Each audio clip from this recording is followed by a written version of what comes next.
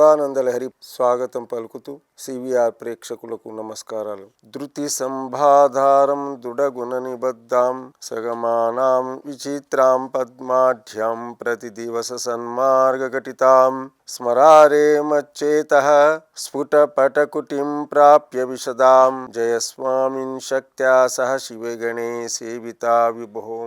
ఓ స్వామి, మన్మథ సంహారం చేసినటువంటి వాడు మరియు నా హృదయమైనటువంటి దృఢమైనటువంటి హృదయం ఏదైతే ఉందో ఆ స్తంభానికి ధైర్యమైనటువంటి నా హృదయం ఏదైతే ఉందో ఆ స్తంభానికి కట్టించినటువంటి వాడవాగుతూ మరియు ప్రతి దినము కూడా సన్మార్గములో నడిచినటువంటి వాడిగా ఉండవలసినటువంటి పరిస్థితి తప్పకుండా ఉండవలసిందే. మరి ఏమంటున్నారంటే నా గుణములు ఏవైతే ఉన్నాయో ఆ గుణాలను కూడా ఆ గుణములన్నటువంటి త్రాడును పట్టుకొని మీ యొక్క చేతుల్లో ఉంచుకోండి.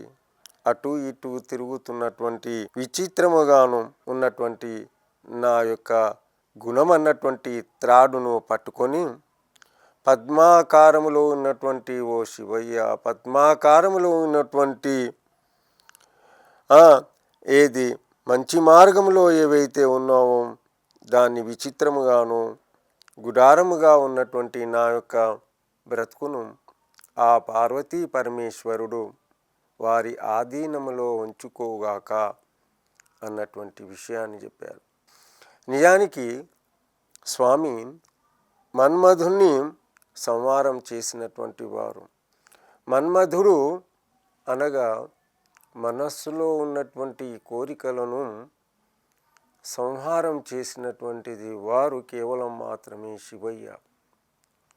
అనగా ఏదైతే మన మనస్సులో ఉన్నటువంటి కోరికలు ఏవైతే ఉంటాయో, అనవసరమైనటువంటి కోరికలు ఏవైతే ఉంటాయో ఆ కోరికలను మనకు తీసేసి భగవంతుని యొక్క మార్గంలో నడిపించినటువంటి వారు కేవలము ఆ పార్వతీ పరమేశ్వరుడు. అనగా నా గుణము అన్నటువంటి గుణాలు అన్నటువంటి విషయానికి చెప్పారు. మంచి గుణము, చెడు గుణము, గొప్పవాడు, గొప్ప గుణవంతుడు చెప్తూ ఉంటాను. గుణవంతుడు అన్నటువంటి వాడు గొప్పవాడిగా జీవిస్తాడు. తన జీవితం అంతా కూడా గొప్ప మార్గంలోనే నడుస్తాడు. అందుకే గుణవంతుడు అంటారు. గుణవంతుడు అన్నటువంటి చాలా గొప్ప గుణవంతుడు అండి ఆ పిల్లవాడు.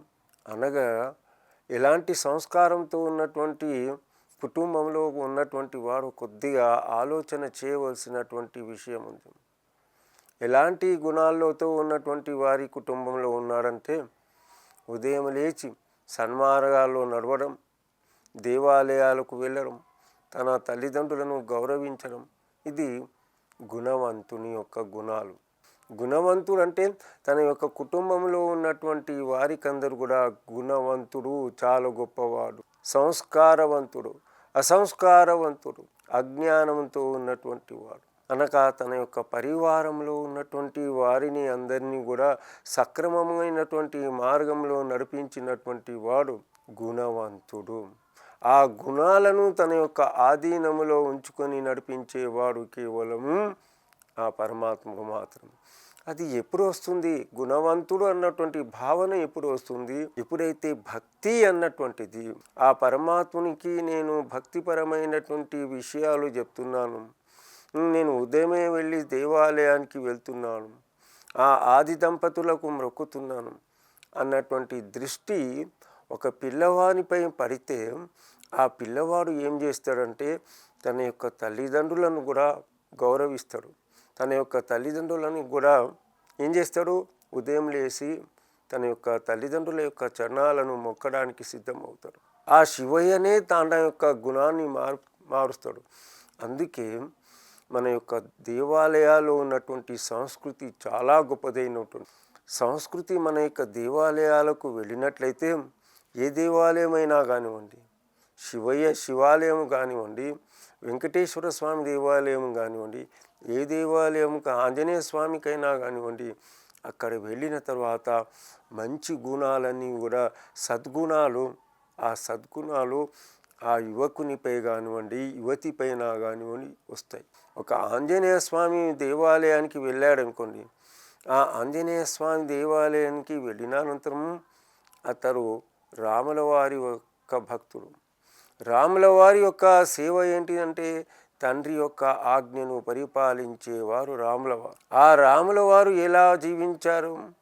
భార్యను విడిచి భర్త, భర్తను విడిచి భార్య, ఎవరు కూడా ఒకరిని ఒకరు వదలకుండా వారి యొక్క కాపురం గడిచినటువంటిది. ఎంత గొప్పదైనటువంటి చరిత్ర అండి.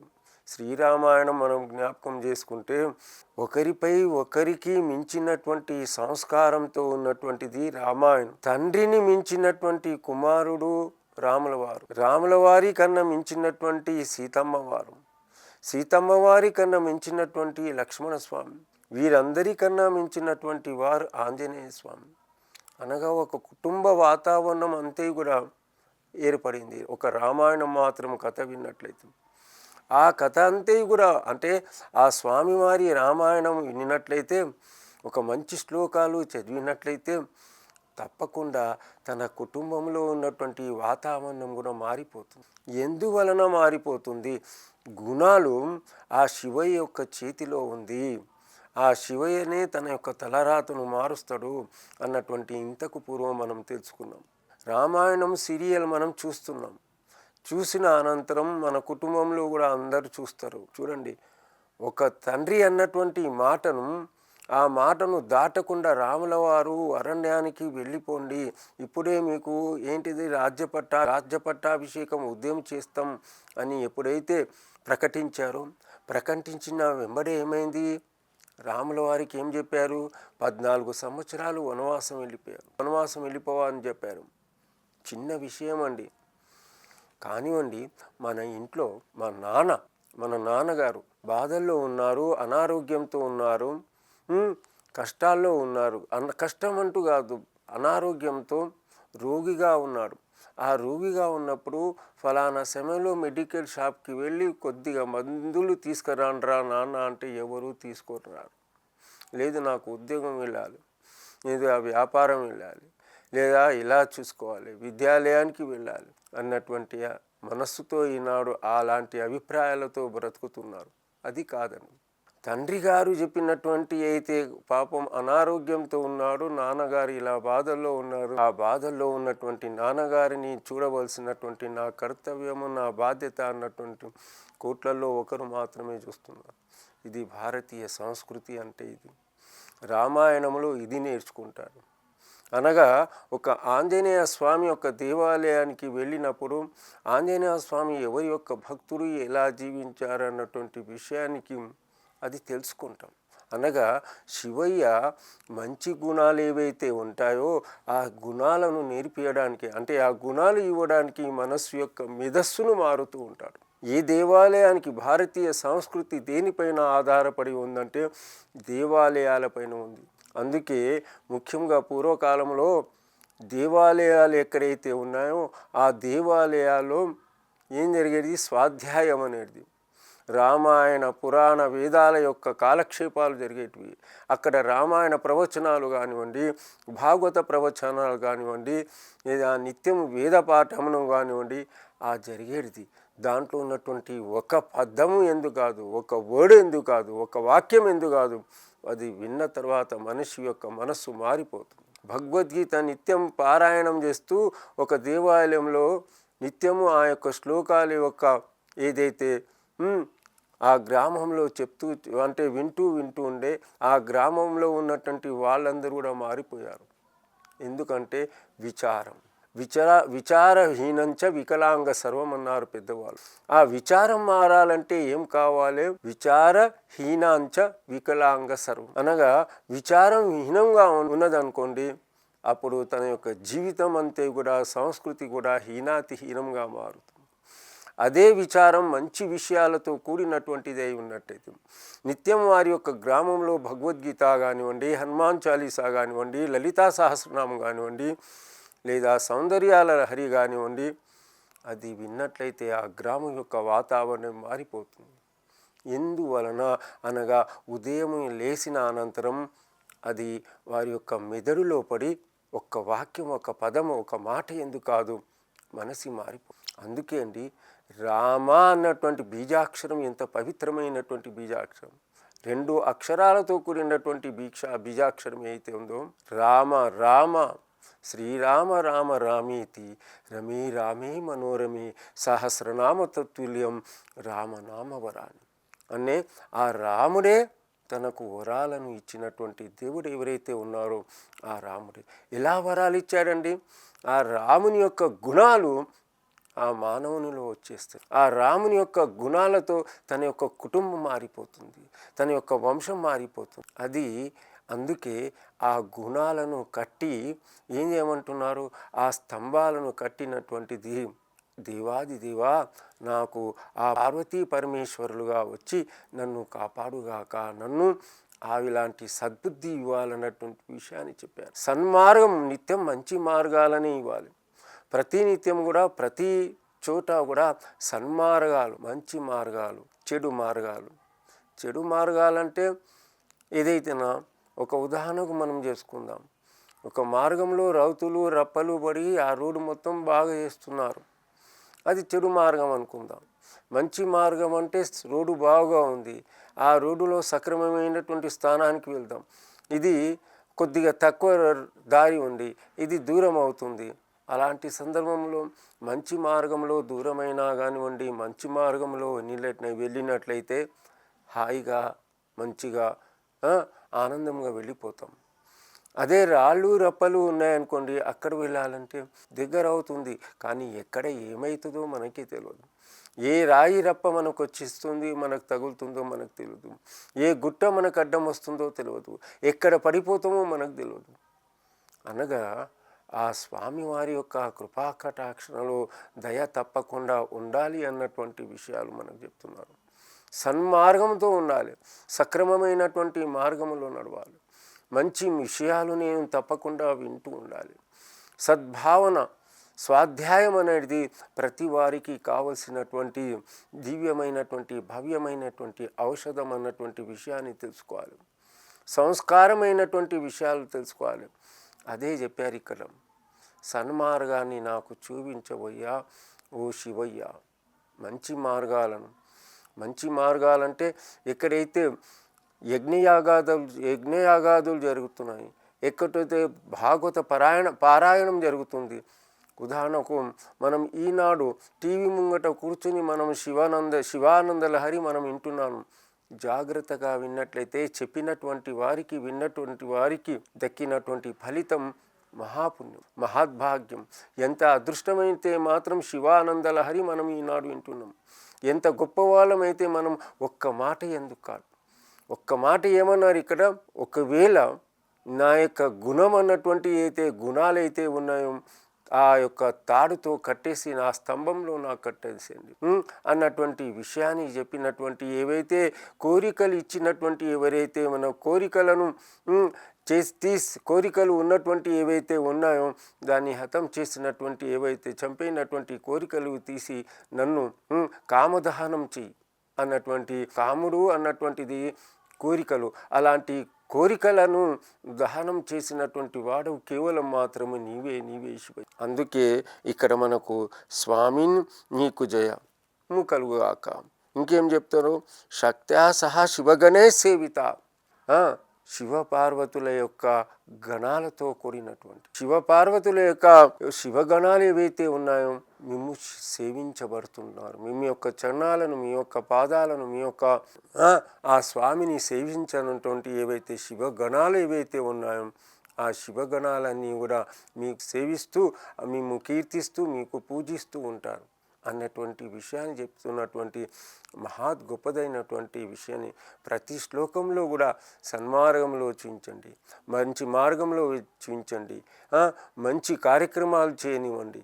అలాంటి సద్బుద్ధి కావాలి, అలాంటి మంచి జ్ఞానం కావాలి, అలాంటి మంచి విషయాలు కావాలి, విషయాలు మంచివి కావాలి.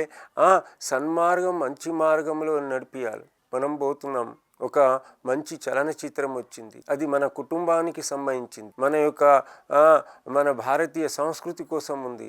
అలాంటి చలనచిత్రం చూస్తున్నామా? పర్వాలేదు. లేకుంటే అది పనికిరానటువంటి ఏవైతే ఉంటాయో అలాంటి చలనచిత్రాలు చూసి ఏదో ఒక సందేశాన్ని ఏదో ఒక హితువును మాత్రం ఏదో ఒక చలనచిత్రం ఉంటుంది.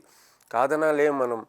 కానివ్వండి, దాంట్లో మంచిది మాత్రం తీసుకొని దాన్ని చెడుని వదిలేయాలి. అనగా చెడుని వదిలేయాలంటే ఎలాంటి చెడు? దాంట్లో ఒక విలన్ వస్తాడు, నానా రకాలుగా ఉంటారు. ఆ విలన్ని తీసేసి దాంట్లో ఉన్నటువంటి మంచిదైనటువంటి స్వచ్ఛమైనటువంటి ఏదైతే జ్ఞానం, హితము, ఏదో ఒక రకమైనటువంటి హితము ప్రతి ఒక్క చలనచిత్రంలో కానివ్వండి, ప్రతి ఒక్క కథలో కానివ్వండి ఉంటుంది. దాంట్లో ఉన్నటువంటి మంచిది మాత్రమే తీసుకొని ఆ మంచి కోసం మన జీవితాన్ని సక్రమమైనటువంటి మార్గంలో నడిపించడానికే ప్రయత్నం చేసినటువంటి వాడే మానవుడు అవుతాడు. అతడే మంచి, అతడే భగవంతుని యొక్క కృపకు పాత్రుడైనటువంటి వాడు అన్నటువంటి చాలా గొప్పదైనటువంటి విషయం చెప్తున్నారు జగద్గురు శంకరాచార్యులు వారు. అందుకే అసలు విష్ణువు కూడా చూడండి చాలా గొప్ప శివుని యొక్క భక్తుడు. ఆ శివుని యొక్క భక్తుడు ఎక్కడ, ఎలా? కేదారేశ్వర పర్వతంలో విష్ణుమూర్తి, కేదారేశ్వర పర్వతంలో ఉన్నటువంటి ఎవరు ఉంటారు? సాక్షాత్తు శివుడు, మరి అమ్మవారు పార్వతీ పరమేశ్వరు, ఆ జగజ్జని జగదీశ్వరుడు జగజ్జని ఉన్నటువంటి ప్రాంతానికి నేను వెళ్ళాలి అన్నటువంటి ఏదైతే బద్రీనాథ్ కేదారేశ్వర ఏదైతే స్థలం ఉందో సాక్షాత్తు విష్ణు వెళ్ళి అక్కడ సేవించాలి అన్నటువంటి విషయాన్ని మనస్సులో అనుకుంటాడు. అలాంటి సందర్భంలో సాక్షాత్తు విష్ణు ఆ యొక్క కైలాస పర్వతం ఏదైతే ఉందో ఆ ప్రాంతానికి వెళ్ళేసి దేవాలయానికి వెళ్ళి కేదార్నాథ్ పవిత్రమైనటువంటి పర్వతానికి వెళ్ళి అక్కడ సేవించడానికి ప్రయత్నం చేస్తే ఎలా వెళ్తారు? ఒక సాక్షాత్తు విష్ణుమూర్తి ఓ చిన్న పిల్లవాడిగా ఆ అమ్మవారి యొక్క గృహము శివయ్య, మరి ఆ జగజ్జని శివాని యొక్క ఏదైతే పవిత్రమైనటువంటి ఆ యొక్క కుటీరం ఏదైతే ఉందో ఆ కుటీరం యొక్క బయట ఆ విష్ణు సాక్షాత్ చిన్న పిల్లవాడిగా ఉండిపోతాడు. ఆ పిల్లవాడిని చూసి శివాని అమ్మవారు ఎప్పుడైతే బయటికి వెళ్తుందో, ఓహో ఈ పిల్లవాడు అమాయకుడు ఎలా ఉన్నాడు అంటే ఆ పిల్లవాడిని తీసుకొని ఎంతో గారాభంగా ఆ విష్ణు మాయ చూడండి, విష్ణు యొక్క మాయం అనగా శివుడు విష్ణువుని వదలడు, విష్ణువు శివుని వదలడు. ఎంత గొప్పదైనటువంటి ఇది కథ ఉందండి. కొద్దిగా ఆలోచన చేయాలి. సాక్షాత్తు విష్ణువు ఆ అంటే ఆ యొక్క కుటీరంలో వచ్చేసి బయట కూర్చుంటే ఆ అమ్మవారు ఆ విష్ణుమూర్తిని, చిన్న స్వరూపంలో ఉన్నటువంటి విష్ణుమూర్తిని తీసుకొని ఎప్పుడైతే సకల మర్యాదలు చూసిన తర్వాత చిన్న పిల్లవాడికి ఆ శివుడు వచ్చేసి అతనికి తెలుసు ఇతడు విష్ణు మాయావేసి ఇలా వచ్చాడని. అయినా కానీ అమ్మవారితో ఎలా చెప్పాలో అలా చెప్పిన తర్వాత, అది చేసిన తర్వాత వీళ్ళు బయటికి స్నానానికి వెళ్ళిన తర్వాత విష్ణుమూర్తి ఆ తలుపులు ఏవైతే ఉంటాయో ఆ తలుపులన్నీ కూడా మూసుకొని తాను అలాగనే ఉండిపోతాడు. అనగా చెప్పే తాత్పర్యం ఏంటి అంటే అది కేదారేశ్వరం అన్నటువంటి పవిత్రమైనటువంటి స్థానం. అనగా ఆ శివుడు మరి విష్ణువుని ఉండలేడు, విష్ణువు శివుని వదిలి ఉండలేడు. అందుకే ఈ తారతమ్యాలు లేకుండా ప్రతి చోట కూడా ఆ విష్ణు శివుడు మనకు విష్ణు యొక్క స్వరూపాలు మాత్రమే కనబడుతుంటాయి. కానివ్వండి ఇక్కడ అనేకమైనటువంటి విష్ణుమూర్తి కూడా శివుని ఆరాధన చేసినటువంటి మనకు కనబడుతూ ఉంటాయి. అనేకమైనటువంటి చోట్ల మనం తెలుసుకున్నాం.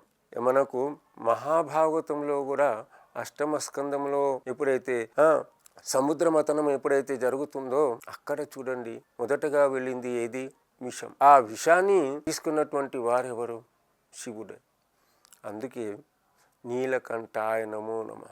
ఆ భయంకరమైనటువంటి విషం ఏదైతే ఉందో ఆ విషము ఎక్కడి వరకు ఉంది? తన యొక్క కంఠం వరకే ఉందంట. అనగా ఆ అమ్మ కూడా ఉందన్నమాట.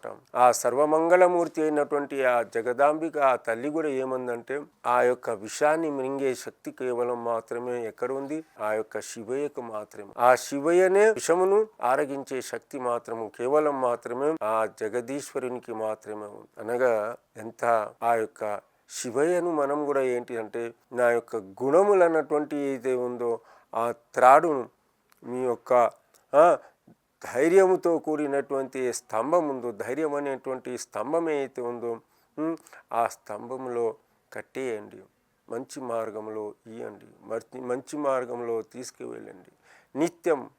ప్రతినిత్యం కూడా నాకు సన్మార్గంలో తీసుకువెళ్ళండి, మంచి మార్గాల్లో తీసుకువెళ్ళండి, మంచి కార్యక్రమాల్లో తీసుకువెళ్ళండి.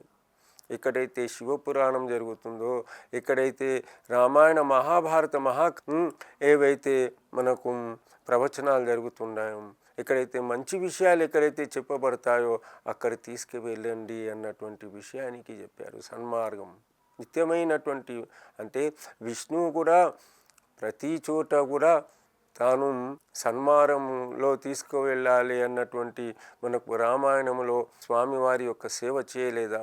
చేశారు. మహాభాగవతంలో కూడా మనకు అనేక చోట్ల మనకు శివుడు మన దర్శనం ఇస్తూనే ఉంటారు. అనగా ఆ సముద్ర మథనములో చేసేటప్పుడు ఏదైతే విషం ఉందో, అనగా ఆ విషాన్ని తన యొక్క కంఠంలో ధరించినటువంటి ఎప్పుడైతే దానవులకు ఎప్పుడైతే అమృత కలశం వచ్చిందో, ఆ అమృత కలశం ఇచ్చేటప్పుడు కూడా ఆ స్వామివారు రక్షించడానికి ప్రయత్నం చేశారన్నటువంటిది మనకు అనేకమైనటువంటి పురాణాల్లో మనకు కనబడుతూనే ఉంటాయి, మనకు తెలుసుకుంటానే ఉంటాం. ఈ విధంగా సన్మార్గమే మంచి మార్గం. ఈ సన్మార్గం ద్వారా మానవుడు ఏం చేస్తాడు? మాధవుడుగా కావడానికి కూడా సిద్ధమవుతాడు. ఈనాడు మనం చూస్తున్నాం కదా, అనేకమైనటువంటి సన్మార్గంలో నడిచినటువంటి వారికి మనం చూస్తున్నాం. గొప్పవాళ్ళైనటువంటి వారు రాఘవేంద్ర స్వామి వారు చూడండి, వాళ్ళు రాఘవేంద్ర స్వామి సాక్షాత్తు ప్రహ్లాదుని యొక్క అవతారం అంటారు. సాక్షాత్తు లక్ష్మీ నరసింహస్వామికి భక్తులై, శ్రీ వెంకటేశ్వర స్వామి యొక్క భక్తులై, సాక్షాత్తు రాముని యొక్క వేదాల యొక్క పురాణాల యొక్క పారాయణం చేసి చేసి వారు ఎలా మారిపోయారు?